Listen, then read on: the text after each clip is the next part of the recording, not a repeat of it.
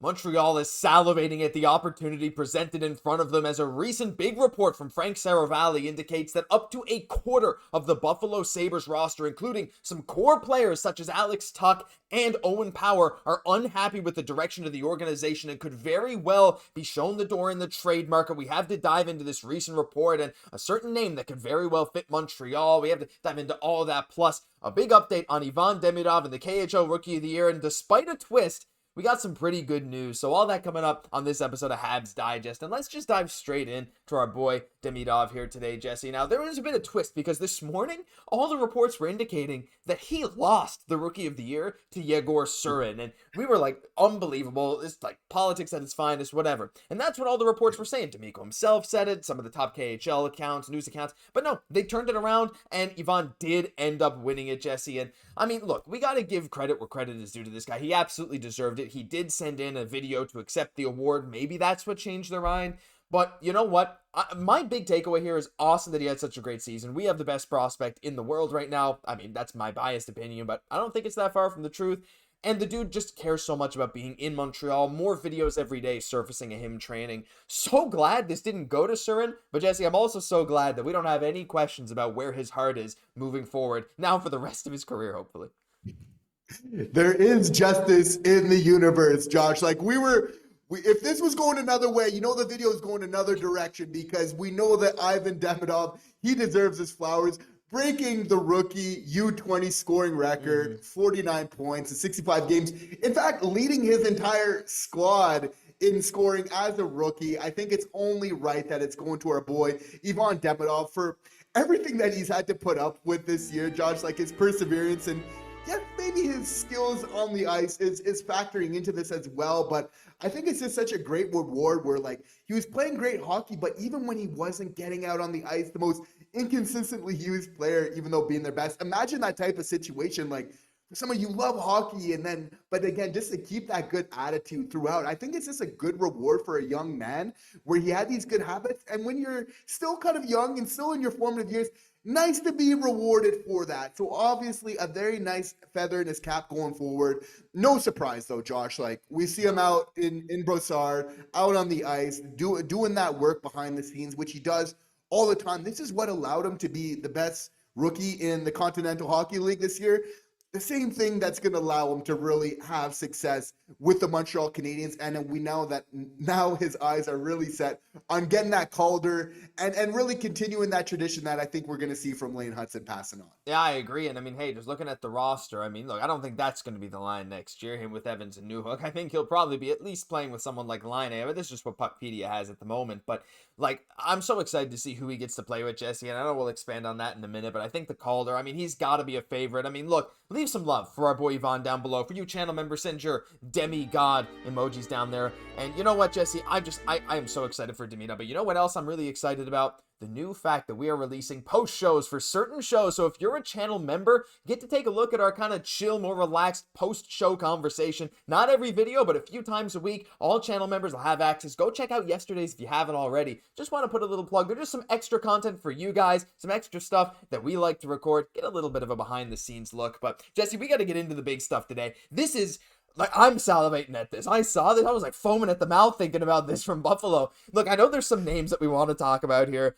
Look, maybe we'll talk about Tage Thompson in the future. Maybe he'll come up today but he's not named here. So we're just going to go with what's named for now, but there's probably going to be more reports coming out. But Frank Saravalli, at least a quarter of the Sabres roster is unhappy with the direction of the team. Owen Power, Alex Tuch, Matthias Samuelsson, other core players could enter the trade market. And there was one guy that I think we should start with here, Jesse, and that's Alex Tuch. Now, Owen Power, $8+ million. He's still got 7 years left, I think, on this huge deal as a defenseman. He's 6'6", but he's not physical. I don't know. I don't think he's great, but maybe not a fit for the Habs. But a guy like Alex Tuch, Jesse, the thing is with him, he's expiring. He's got 1 year left at a $4.75 million cap hit, 36 goals this year, 31 assists, 67 points.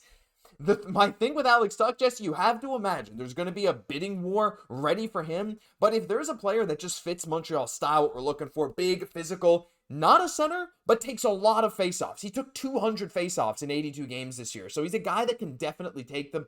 I don't know. Like, I think again, the Rangers are a team that's maybe looking at him, a lot of other teams, but to me, if I'm Kent Hughes and I'm looking at, even if it's not Alex Tuch, if it's someone else like a young Peterka or even a Tage, I am just looking at Buffalo, trying to ask them about any of these guys.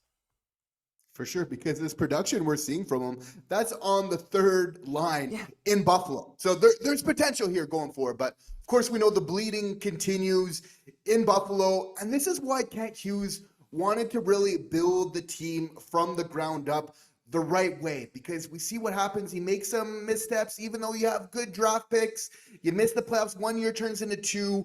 And then obviously we see players just jumping ship left, right, and center, a quarter of your team.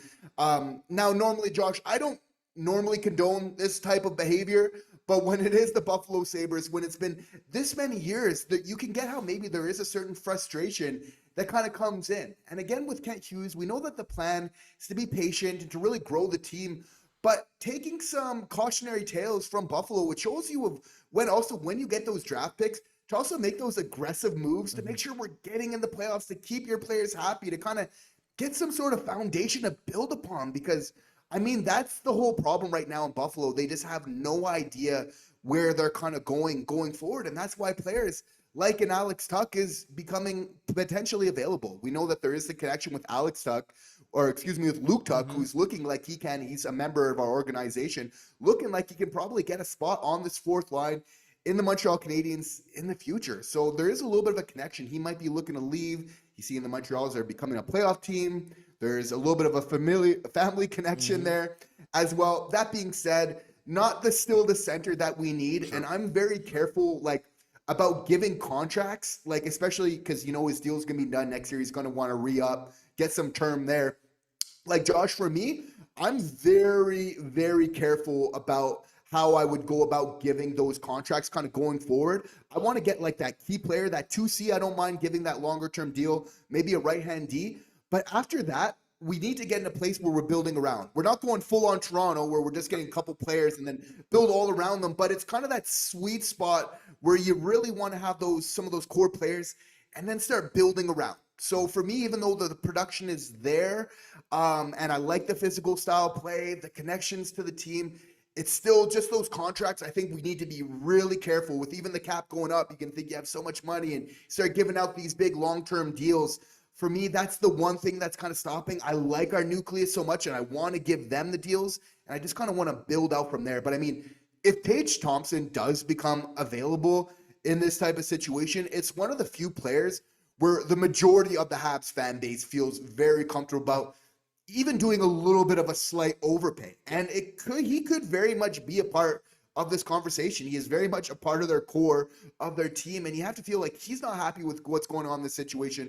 So Kent Hughes is going to be doing his due diligence, getting in the kitchen and cooking on this because, I mean, you can't pass up that type of opportunity. No, you can't. Someone cooked here. And Kent's going to very soon. I mean, this is the thing with Buffalo. I mean, look, like you said, Alex Tuch, that's the big question. He's a UFA. Is Montreal really willing to go out and give him what he's going to demand as a 30-year-old hitting unrestricted free agency after this season? Again, probably not, so you don't want to give up a lot for him, whereas a team like the Rangers, who are really kind of on their last legs here of their competitive window, it looks like. I mean, maybe not, but they do have some good young talent, like Guhle, like Lafreniere, but Panarin, his contract's nearing the end. There's some question marks there.